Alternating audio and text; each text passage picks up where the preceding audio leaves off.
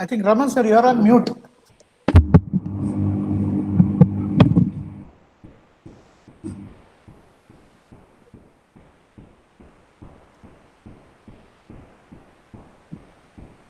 You can hear me now? Yes. Yes. Okay. How are you? Good, good. So Johnson is looking very stylish, eh? I like his hairstyle.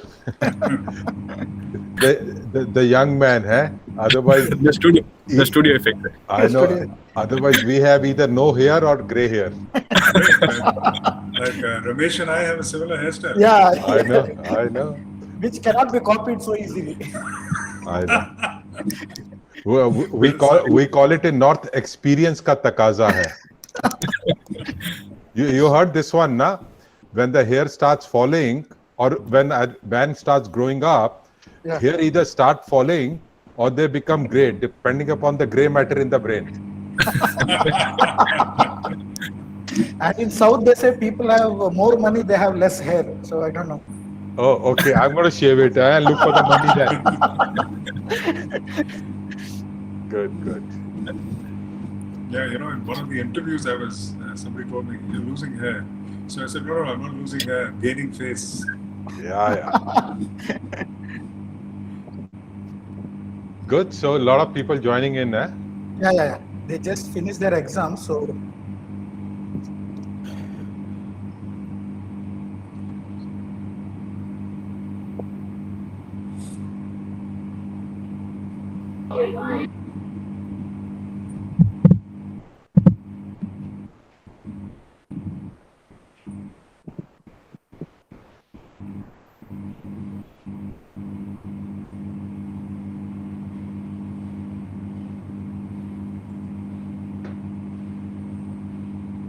Johnson, there is some hum somewhere, eh?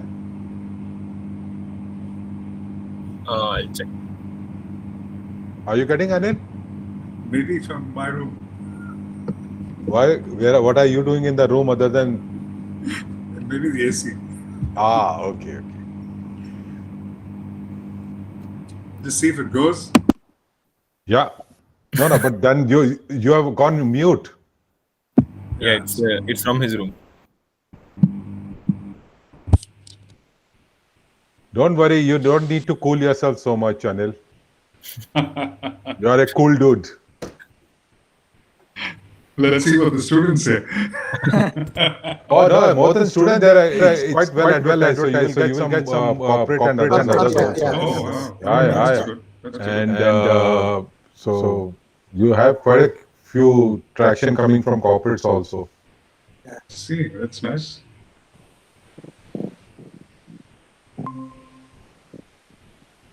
We have to keep you activated after your retirement in a few days. No? So we have to do that build up also. That's true. So when is it? 15th, 16th? Last day? Monday, yeah. Monday. Oh, Monday. Monday the 15th. Very good. So once you're free, tell me, then we will have a bite together. Sure.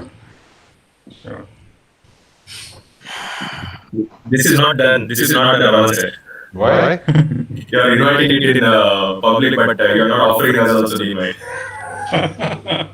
You see, I have to do a payback after having brought him on board today. So you tell me what is the payback for him? Then, see, I have learned one thing, and that is that I must not have any obligation from anybody ever in life. So my question is, why do you consider it an obligation? No, but you readily accepted the invite. For me, that was itself a sense of obligation to me, that you have been so kind and nice. And that's the reason why I said, Johnson, you are an expert on this. You have to do this. Because once it starts, then I'll shut my mouth and listen only. No, that makes me more conscious.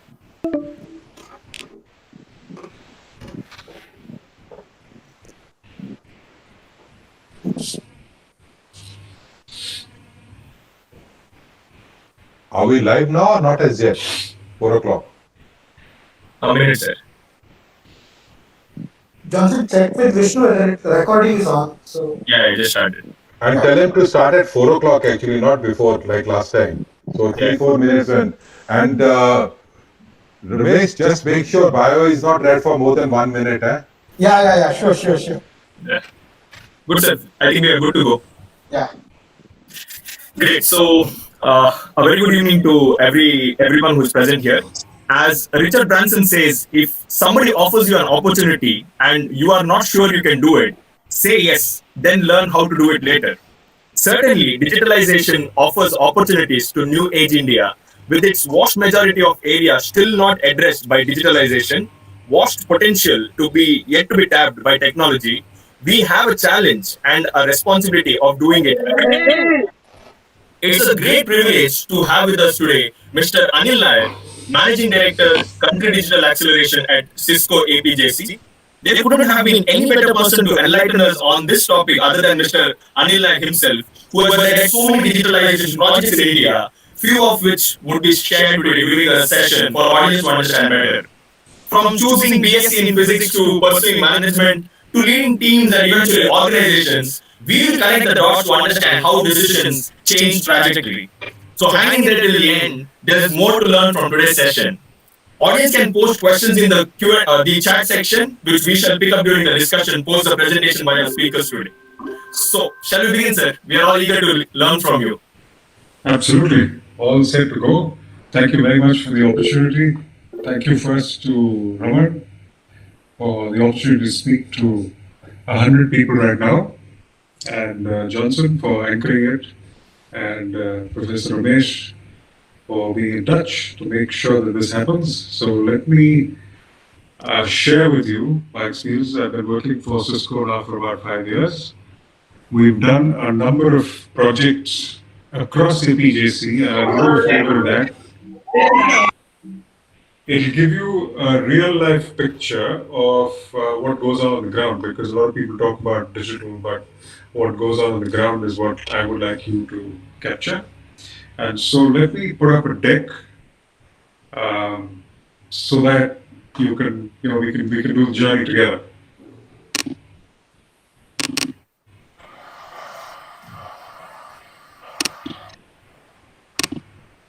So Johnson, tell me when you can see the deck. Yes, sir, it's there. Okay. So ladies and gentlemen, very good afternoon to you. The subject of the day is the digital transformation of India. And let me first pose a question to you about the digital world. I'm sure it got here before you thought it got here. Let's talk about the MP3 player. When did it come about? What about GPS and the cell phone and internet and the drone?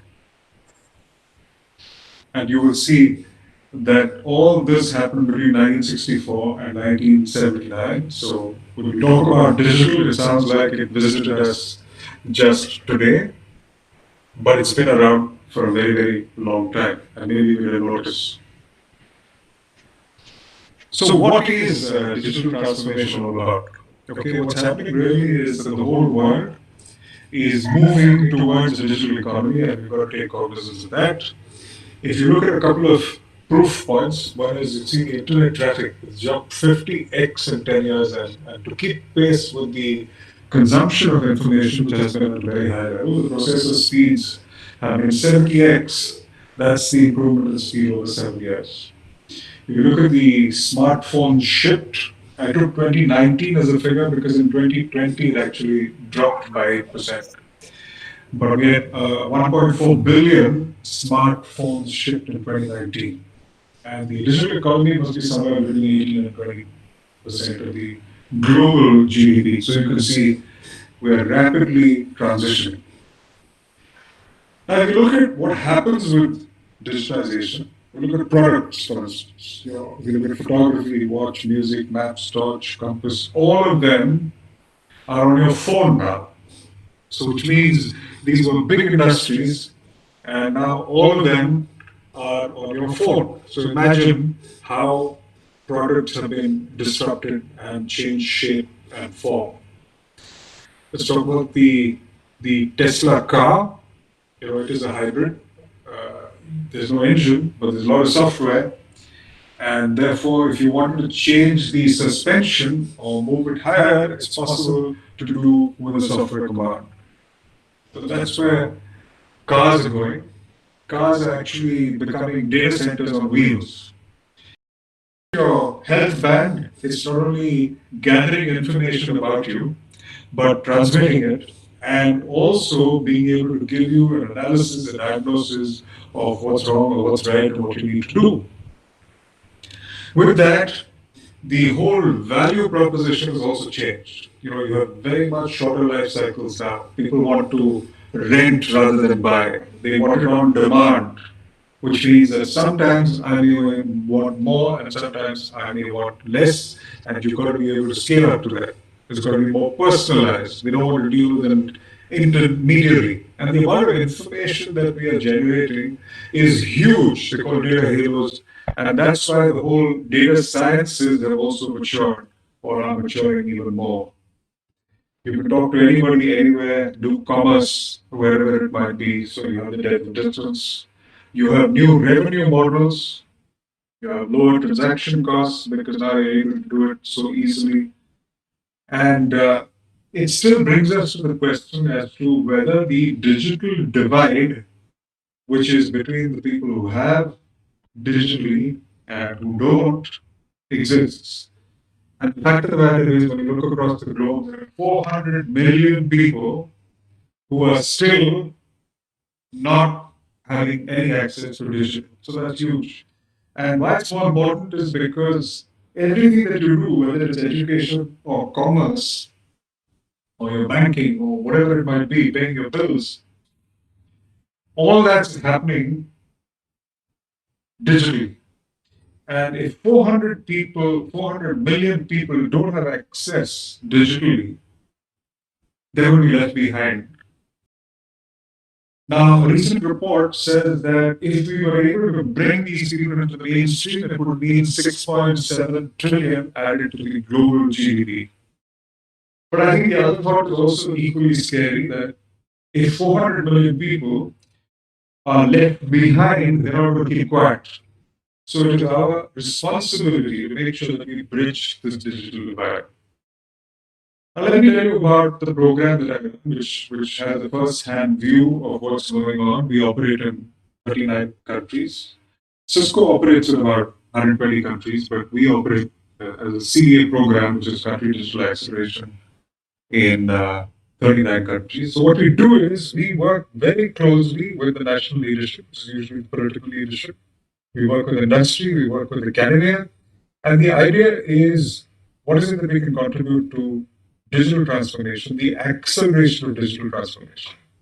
So what do? We put together proofs of concept. So when we talk about a smart city, we actually have a small pilot which is done, which will show the government that outcomes are possible. So we do that in ports and airports and all that, which I will share with you in subsequent slides. But essentially, it improves the innovation ecosystem, it creates economic development, and most importantly, it helps with skilling and new jobs. So that's what CDA is all about, and that's what I have been doing across the EJC in about 8 countries for the last 5 years. Now let's take a look at India. This is a very interesting picture. And you can see the chaos, you can see the old, you can see the young, you can see technology, and that's the picture of India. The conflicting picture of India, but also one which is of huge potential. We know that the aspiration that the Prime Minister has put before us is that we should be a $5 trillion economy. Agriculture is about 16-17% of that GDP. Services is about 55-56%, and industry is everything else.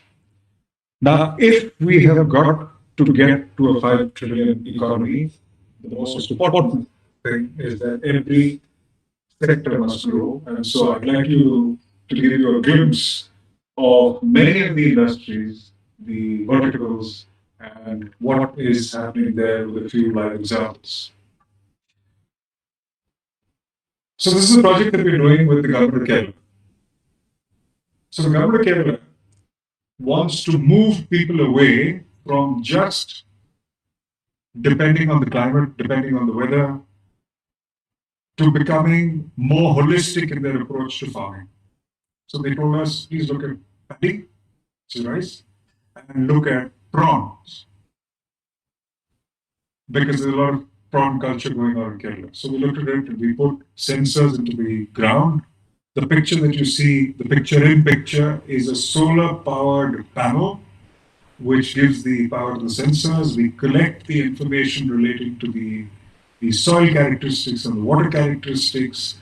We transmit it to a center called the Village Knowledge Center. The Village Knowledge Center combines the information, weather information received from the satellite, and they send it out to farmers at about 15 panchayats. They have a full database, all this information goes out to them. The farmers also have access to a website where they have everything in the local language, anything that they need to read up, or they have questions to ask, they can deal with that. If they need a government-backed loan, they can use that website to get that loan. Now, the most important thing is that we have also seen that using the website, they're able to source material, like for instance, the feed for prawns, much cheaper than the market prices.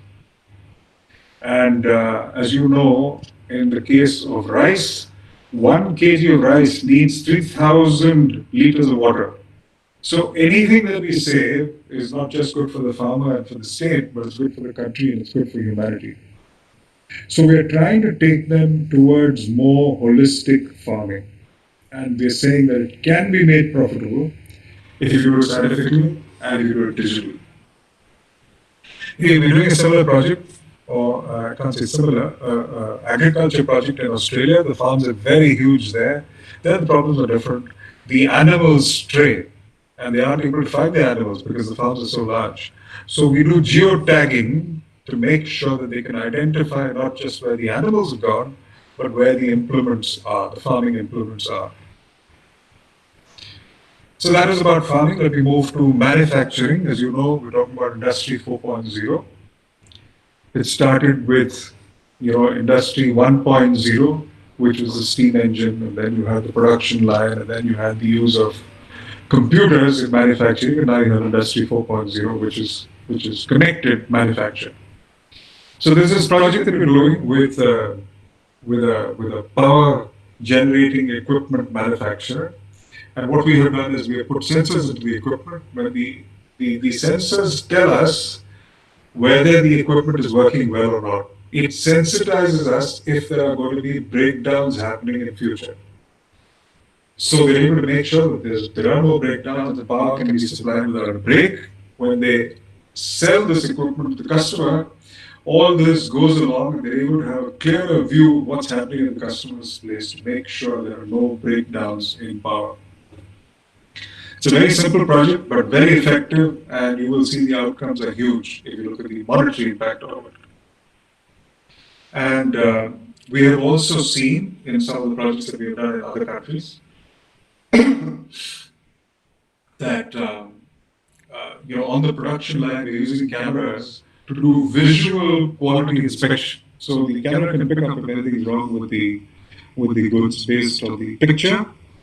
And the production line also has people using AR glasses, augmented reality glasses, where they can refer to manuals if they need to when they're doing complicated work. They can also summon help with a voice command. So there's lots of stuff going on in manufacturing in India, and it must. And if we want to we aspire to be the manufacturing hub of the world and beat China at their own game. There's a long way for us to go. It certainly will need a lot of digital to get there. Moving on, let's look at healthcare in India. It's been in the news. For instance, for many years, we've tried to do telemedicine, and nobody looked at it. It didn't get enough traction. The picture that you see, the picture in the picture, is a hospital in Jaipur. It's called Eternal Hospital, and it's connected to Pirava village on the other side. So you can see patients from Pirava village talking to a doctor at Eternal Hospital. And when we did this similar project in Saudi Arabia, where the state funds all the medical expenses, we found that 70% of the cases could be solved remotely. And because the state was spending so much of money, 70% of people did not have to come to urban areas to visit specialty hospitals. It saved the state millions and millions of dollars.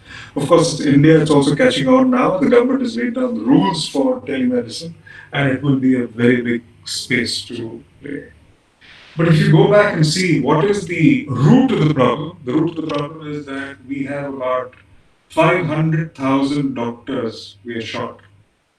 Okay, and we also have a skew. We have more doctors in urban areas than in rural areas, and the population, 2/3 of that is in the rural areas and semi-urban areas. So that skew can be somewhat, alleviated with the use of digital.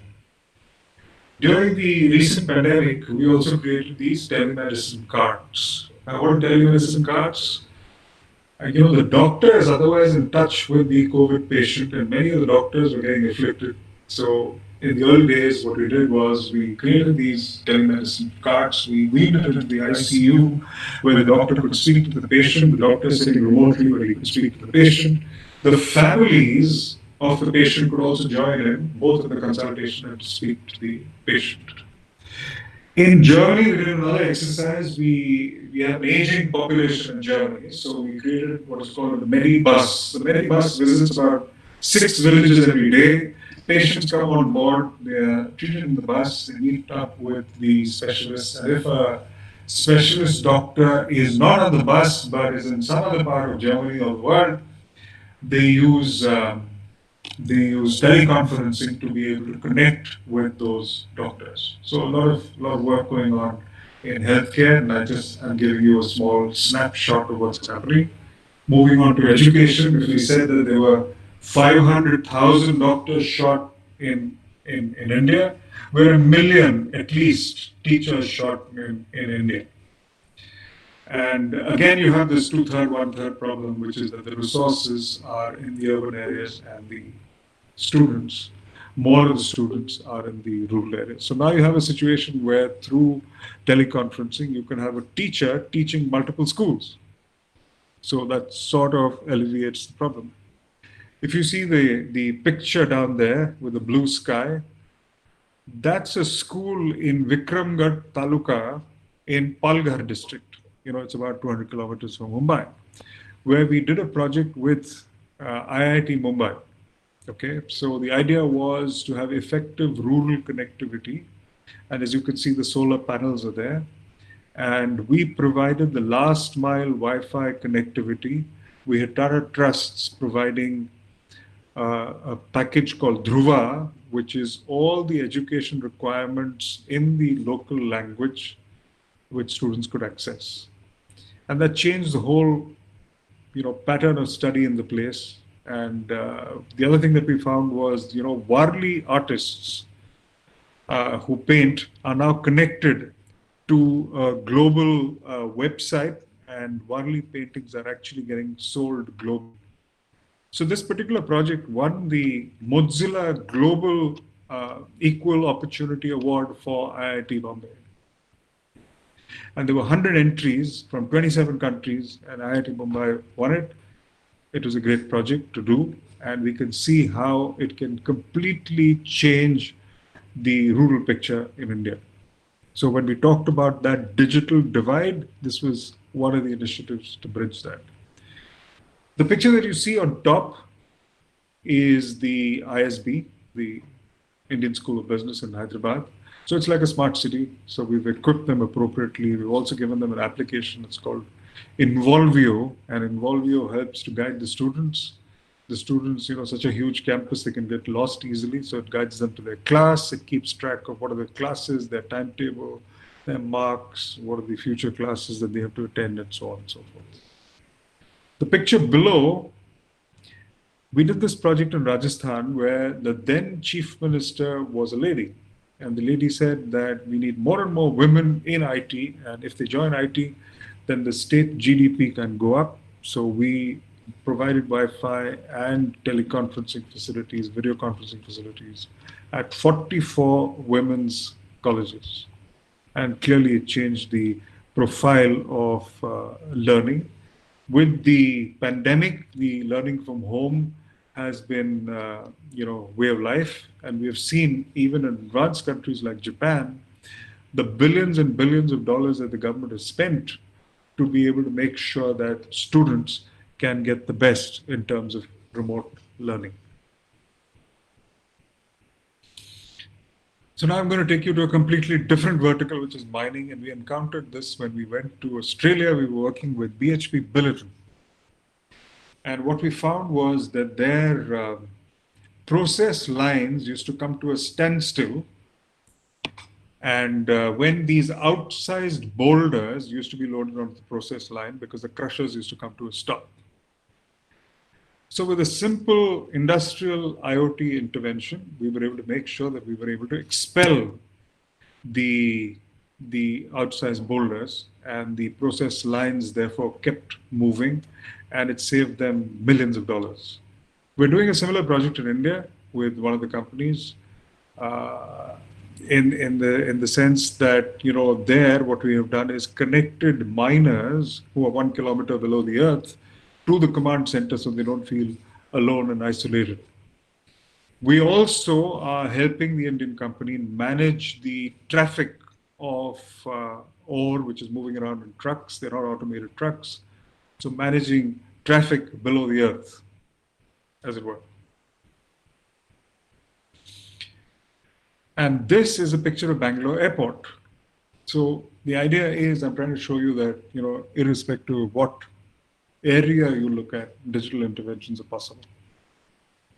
So at Bangalore Airport, the idea was that before the pandemic, they had 33 million passengers. It was going to go to 83 million passengers over a period of 10 to 12 years.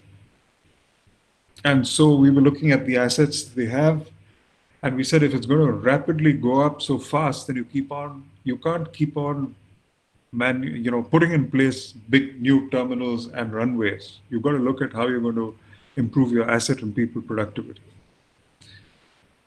So the project that we worked on was for the turnaround time of aircrafts. There were 600 flights taking off from Bangalore, and we said that we can cut 3 minutes from each flight. Why? Because whether you look at transportation and catering and security and baggage, all of them don't work together. So by putting the metrics in place, by putting the sensors in place, putting the cameras in place, we committed to them a joint project where we said we would cut the time, 3 minutes of the turnaround time of each aircraft so that more aircrafts could use the same terminal. And the project has just been handed over to them. They're very forward-looking, except the big change is that the number of passengers has fallen. So the load is not going to be so much. It will probably take 2.5 years before they come back to the previous load levels. But a lot of change, digital change is possible. Now, this is another interesting example. In one of the states in India, we found that they had 30 lakh pensioners. And 10% of those pensioners were expiring every year. And the government was continuing to send money to the people who had expired. And the people who were living, they had to go to a particular place to sign. And since they were old and infirm, even their signature did not match with their previous signature. So people who were alive were not getting pension. People who had passed away, the government was sending the pension. And the root cause of this was the fact that they did proof of life only once a year. So we put a very intelligent voice box in place, and the person just had to pick up the phone and make a call at the beginning of each month. Now the voice box is very smart. So if you try to mimic the person's voice or play a recording, it will reject that. And what we've seen is that there's been a huge change in the pension deployments in that state. Earlier, there were a lot of news items in the press about pensioners coming out on the streets because they were not getting their money. But now that problem has been taken care of. So now whether you look at governments, like for instance, we saw when we were working with the Andhra Pradesh government when Chandrababu Naidu was chief minister, that Andhra Pradesh was a new state. And there were multiple inspections that had to be done.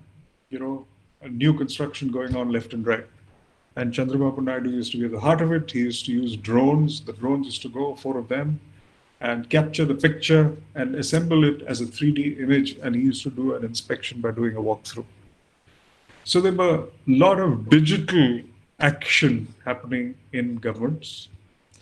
We have kiosks where you don't have to go to the government office in Vijayawada, where you can go and you can speak to you can take an appointment and speak to the government officer without going to the office. Or you can lodge an FIR, which we did in Karnataka, remotely. You don't have to go to the police station. So anyway, lots of things happening there. We know that lots of bridges and monuments and old structures are always infirm. By using sensors, you can figure out well in advance so that nothing goes wrong. In retail, we're seeing a huge change. A couple of points that I can make is, one is you can do virtual trials, so you don't have to trial your clothes. You can just stand in front of the mirror and digitally you can change clothes to figure out whether you like it or not. And of course, most of the retail outlets, they're linking it directly. The retail outlets are being linked to the factory. For instance, Zara does that all over the world, so that they're able to figure out what requirement is there in which part of the world and ship it out in time. In the case of logistics and transportation, see, what I'm trying to do is give you exposure to every single sector so you can start thinking about how digital can affect every single sector. In the case of transportation, let me give you an example of state transport buses. Invariably, they're in the workshop. Why? Because they're never serviced in time. So you put the sensors in place, it'll make sure that these buses are serviced in time, make sure that the parts are changed before they break down, and the buses are on the roads rather than in the workshop. So better service for consumers, for the public, and the state transport department remains viable. There are lots of things you can do in banking. One of the examples is that you can have a kiosk instead of a branch. So if you need to go to the rural areas, put up a kiosk there instead of a branch. And when you go to that kiosk, it has a video conferencing facility, so you can connect with a subject matter expert who might be sitting in any part of the world. Okay. And then, of course, energy is well known. If you take a whole city, you can imagine the amount of savings just by putting in sensors which will switch off the lights when the ambient lighting allows it to. And then there is a linkage, University of Chicago study showing that healthy lights and crime are related. Crime comes down when the lighting is adequate.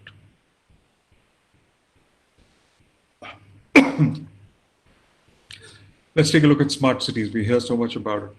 Okay, so what is a smart city? A smart city is essentially that in India, for instance, the projection was, which I'm sure will get skewed now, that 590 million people would be in cities by the year 2030. So how are you going to render services to so many people? The only way you can do it is digitally.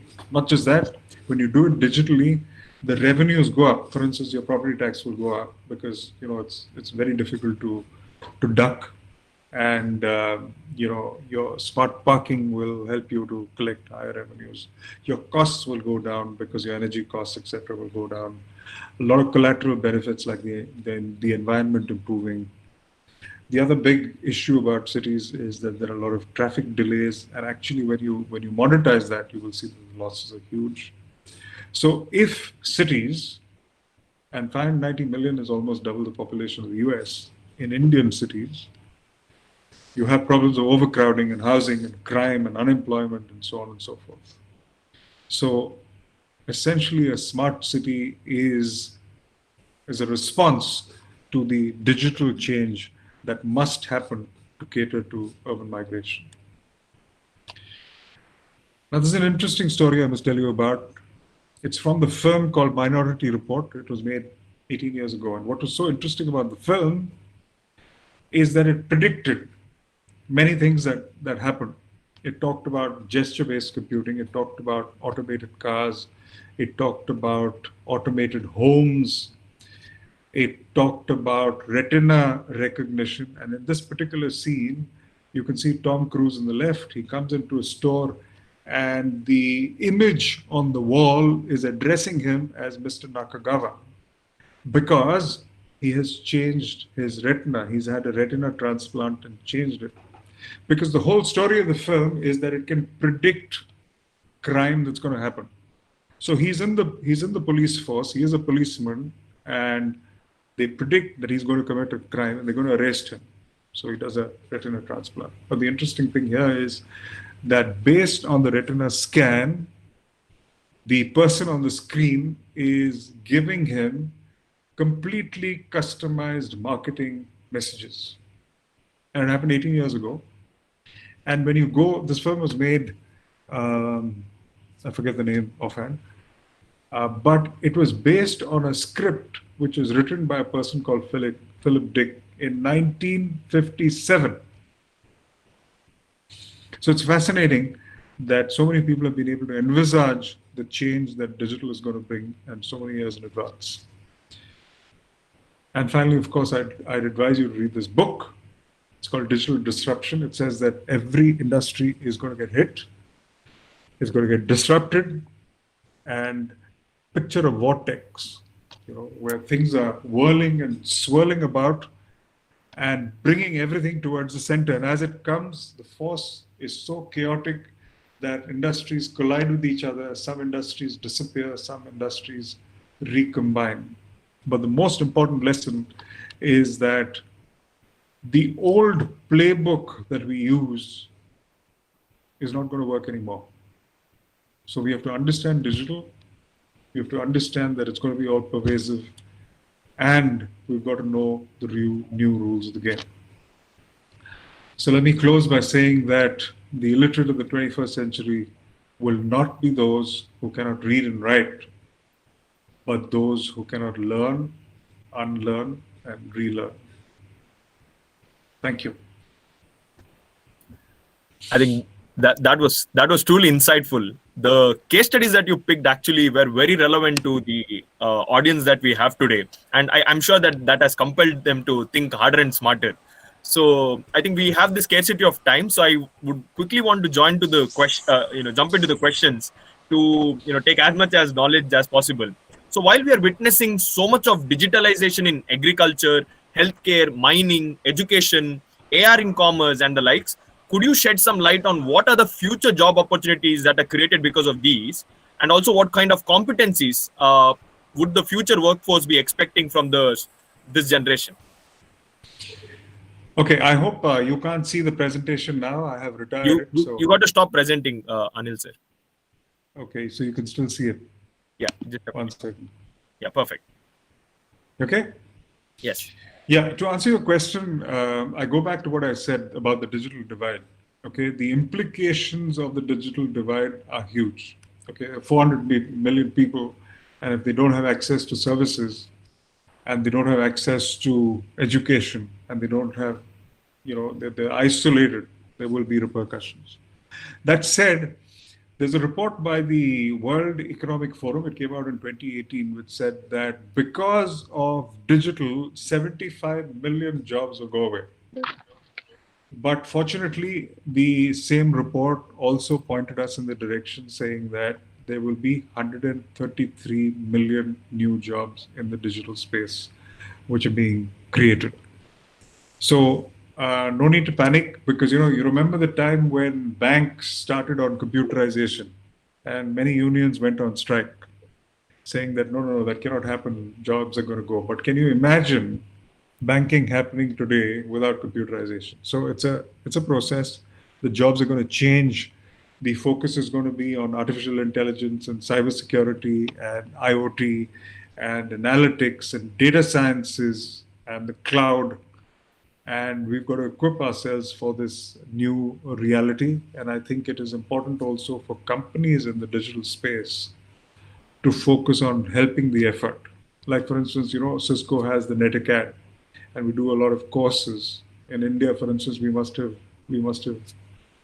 trained about 350, 400,000 people already through this program to get digitally aware and up to date. In China, we've done even more, maybe 450,000 people trained. So we've got to keep doing that. in terms of making sure that we're giving back to society, but also we're preparing the digital force of the future. So, what competencies do you think, what skill sets do you think these students should possess in order to become a part of the future workforce? Some skill sets that you can mention. So I would say first thing is don't get intimidated. Because it sounds like digital is coming at you from everywhere, and some of what I have said may have accentuated that. But there's no need to get intimidated. It's all part of the learning journey. So I think first thing is that. Second is, of course, being aware of where the world is going. It's good to know how different industries work and what's happening in the world, and being, up to date on all of that. I think that's a very, very important thing. We might think it's trivial. It's not. It's good to be conscious of where the world is going. And then you will also be able to figure out where the jobs are and what courses to do to supplement what you already know and you're learning. And finally, develop the instinct required for digital transformation. Just today in the paper, I read about how it needs to combine different skills to be able to take digital transformation forward, and I completely agree. You got to know the business, you got to know technology, but most important, you got to know, how to look at, like for instance, let's take a pipe company, a company manufacturing pipes. So if you look at the entire value chain, he's producing the pipes. So in the factory, through digital interventions, which is basically putting sensors to gather information about how the equipment is working and how fast you can turn around and what are the issues that come up with production, you can actually monitor that very closely. Then when it comes to shipping the goods to your customers, again, everything can be monitored. You can make sure that you're using the least expensive routes and the least expensive media. You can make sure there are no disruptions in that. Then using digital, you can also reach out to not just the markets that you're addressing, but markets that may be very far away and you can still reach. So I'm saying every single industry, you got to look at it and you got to develop your instincts whereby you can figure what is the digital intervention that industry requires. I think with our generation more focused on screens, I think we need to take some time outside the screens to observe what is happening around and find out where can we implement the things, digitalization in the surrounding. So I just wanted to ask one more question on a lighter note. What do you used to do in your early 20s? Did you wake up at 5:30 and work for 18 hours a day? Were you a superhuman? No, it's just that wherever I was working, I definitely felt that, to stay in the race and be ahead, I would like to learn more and work harder than the others and be organized, because sometimes it's not just hard work, it's a question of being organized.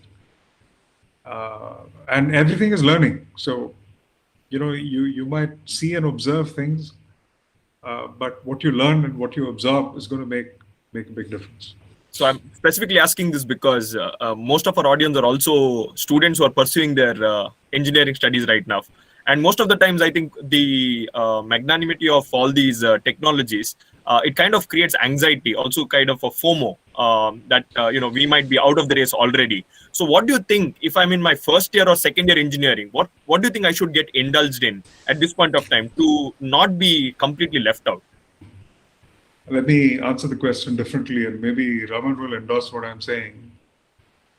That, in throughout most of my career, I have led engineers or companies where the focus on technology was very, very high. Mm-hmm. But I never did my engineering.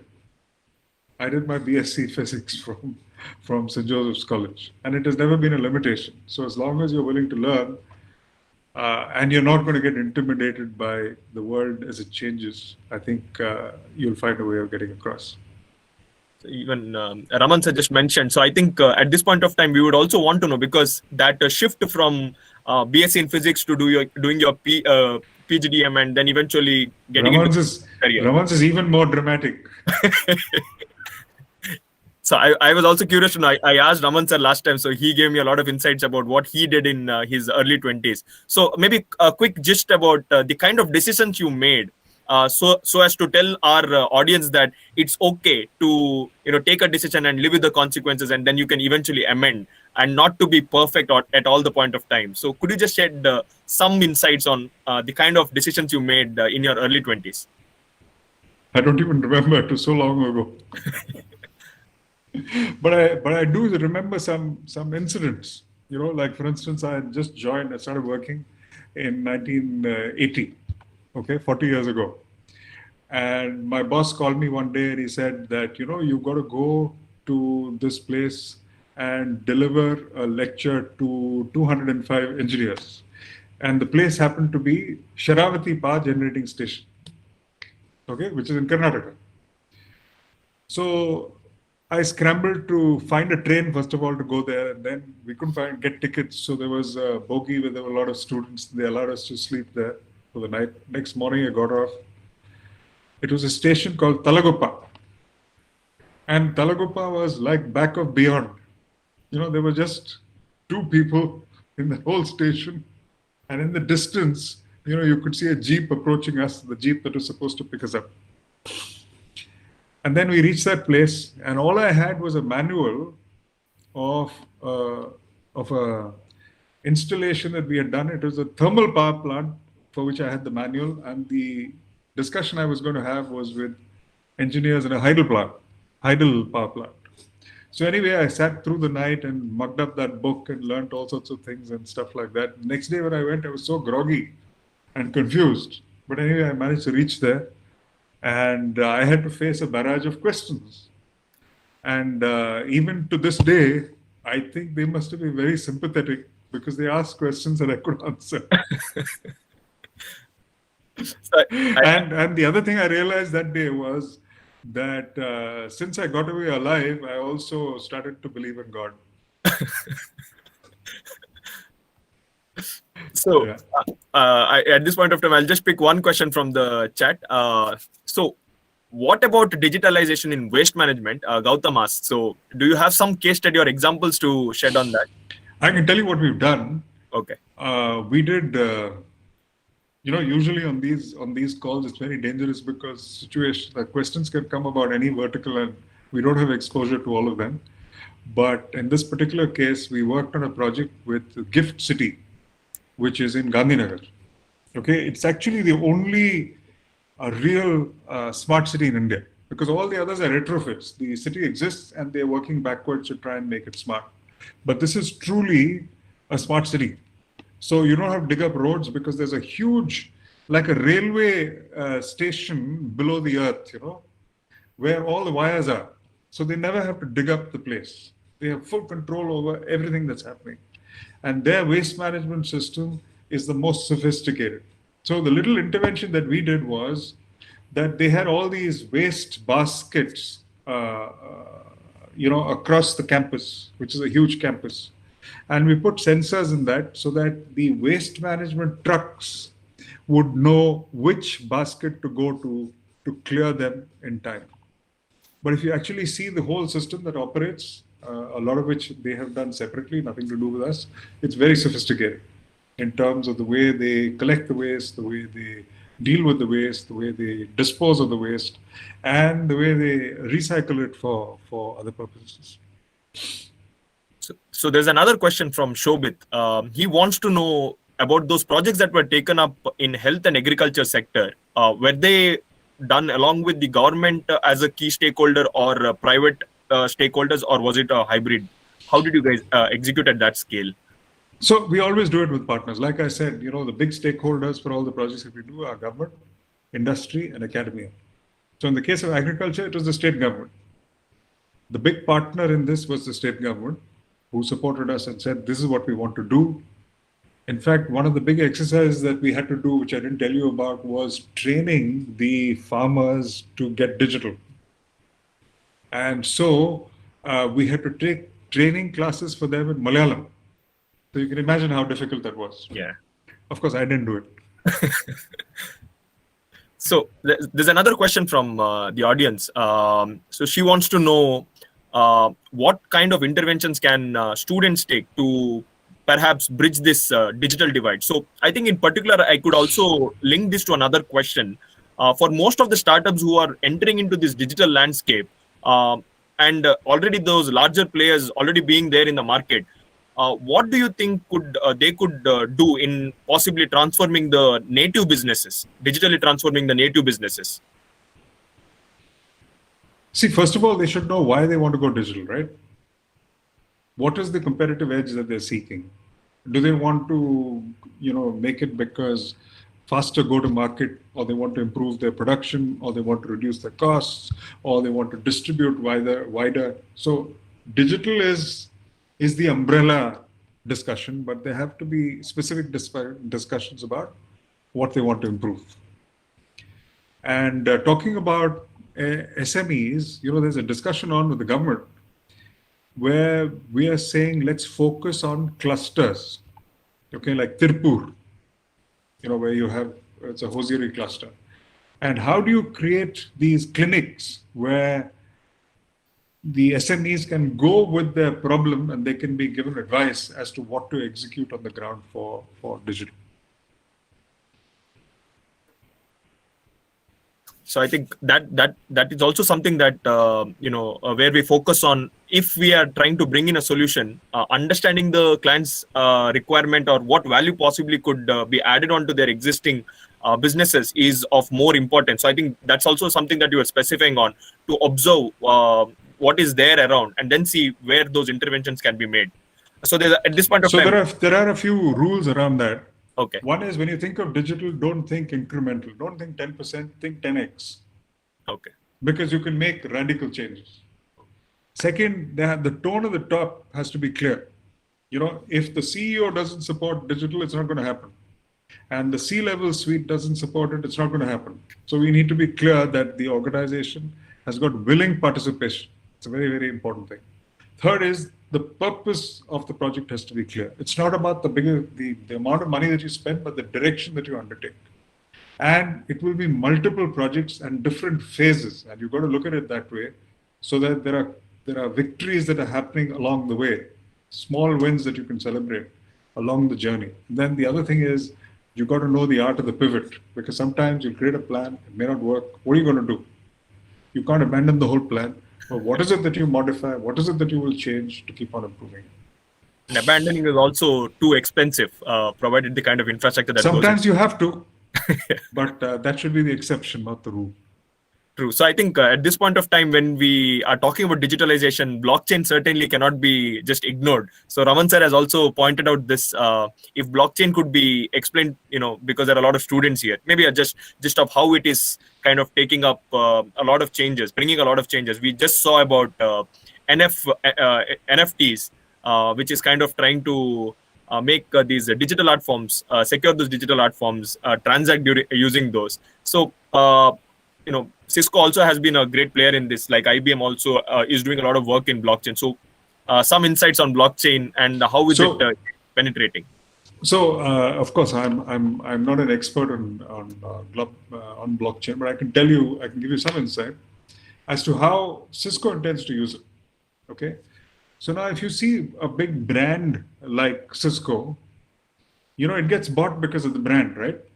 So what happens is, the prices in all the countries are not the same. It depends on the market, right? It's market determined pricing. So sometimes in the US, the pricing may be very different from in India. So there are people who will buy equipment from here and ship it to any other part of the world. Now, using blockchain, you can figure out the entire history of the equipment. Meaning you will know when it was manufactured, which market it was servicing, how it was shipped, where it reached, and so on and so forth.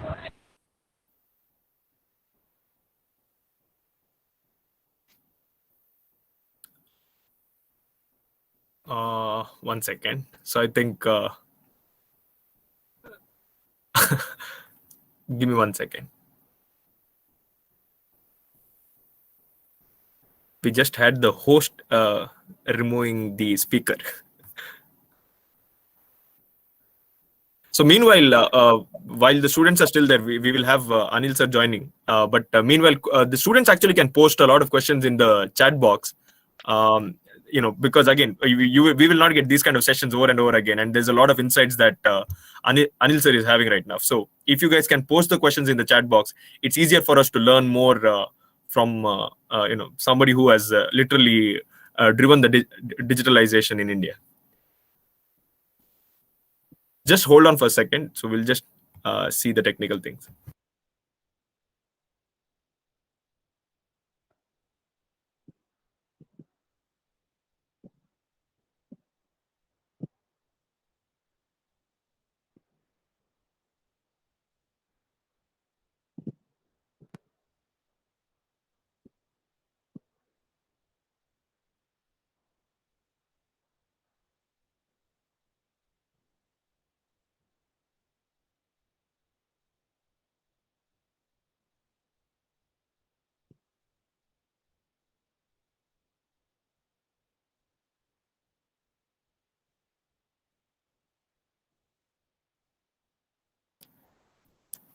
So Raman sir, meanwhile when Anil sir is joining, so I think one question for you also, because Anil sir was also mentioning the kind of journey that you have taken. So maybe some insights on your journey that you have taken from your mid-20s to the kind of positions that you have played, sir. I think it's not right for me to share that right now with you all, but one day I will do it. So let's try to get Anil back on the line. Yeah.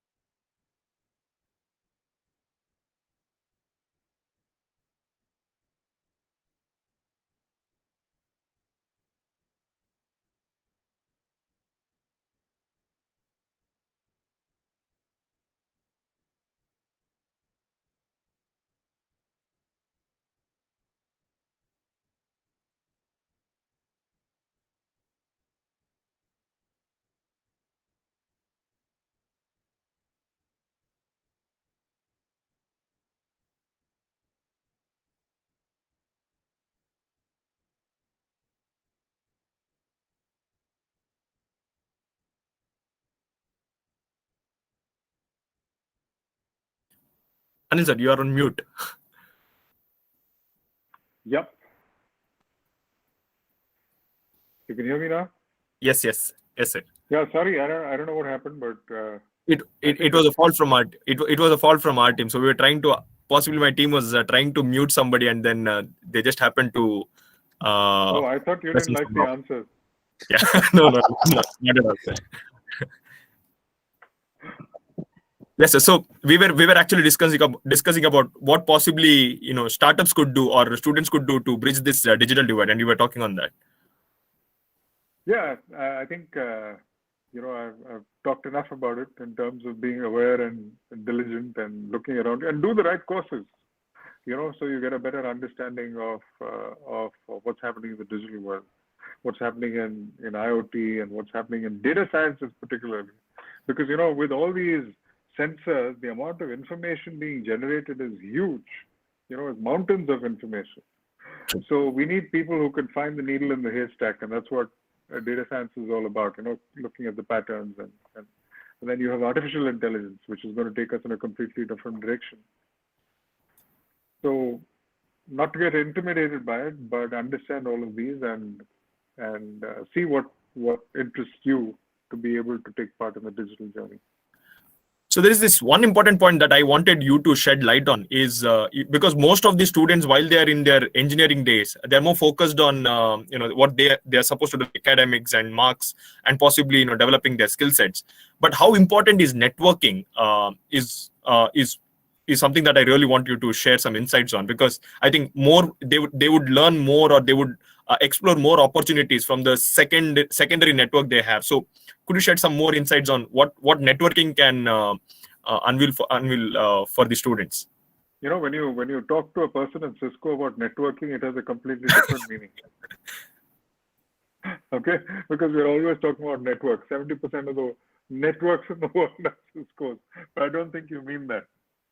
So essentially, it's very important. But for instance, mentorship is very important. It's good to seek out mentors who have been through the game and who can shed light on areas you may want to know more about. I think before all this, I think a very simple rule that it's good to listen. It's the hardest thing to do. And they say that whenever you speak, you don't learn anything, but when you listen, you could. So I think that's the first rule of the game.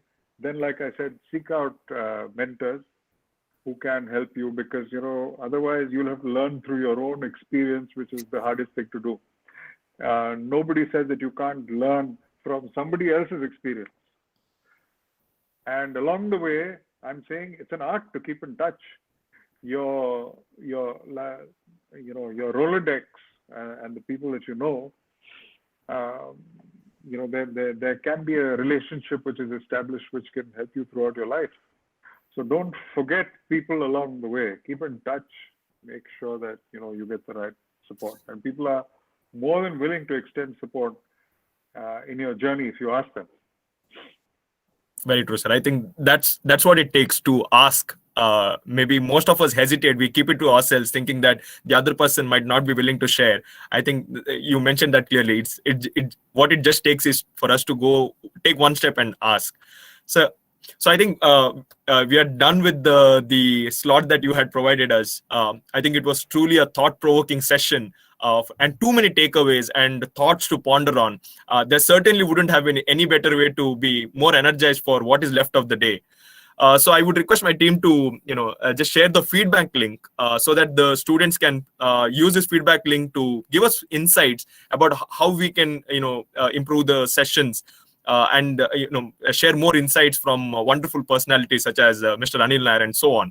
So here's something that I truly believe in, that if you really want to dream of flying, we should not fear of falling. Capabilities can be built over time. You just got to let you take that chance. Hope this session has given you the impetus to take that one chance. So I also want the audience to know that Sahyadri, in collaboration with Technical Career Education, would be hosting more of these sessions to empower you with knowledge. Until then, take care. Thanks a lot, Anil sir. Thanks a lot, Raman sir, for giving us the connect so that we can have Anil Nair on this session today. Thanks a lot. Thanks, Ramesh sir. Yeah, thank you, Anil sir and Raman sir. Thank you, Johnson. Thank you.